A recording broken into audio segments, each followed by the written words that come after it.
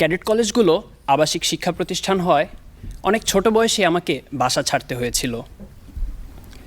তারপর একে একে কেটে গেছে প্রায় 6টি বছর, কিন্তু সপ্তম শ্রেণীর সেই ছোট্ট বয়সে বাসার কথা যেভাবে মনে পড়তো, আজ 6 বছর পরেও ঠিক একই রকমভাবে আমার বাসার কথা খুব মনে পড়ে।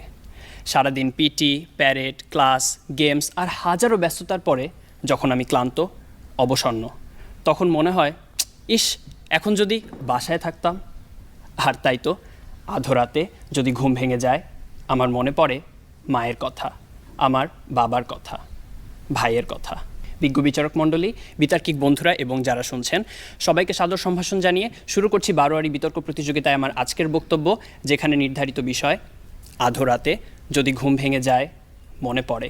গায়ক তালাত মাহমুদের ঠিক কী মনে পড়তো আমার জানা নেই, তবে যখন খুব ছোট ছিলাম তখন আধরাতে ঘুম ভেঙে গেলেই মনে পড়তো সকাল হলেই স্কুলে যেতে হবে, আর মনে মনে চাইতাম এই রাত যাতে কখনো না শেষ হয়। অথচ দেখুন, সেই স্কুলকেই এখন কতটা মিস করি।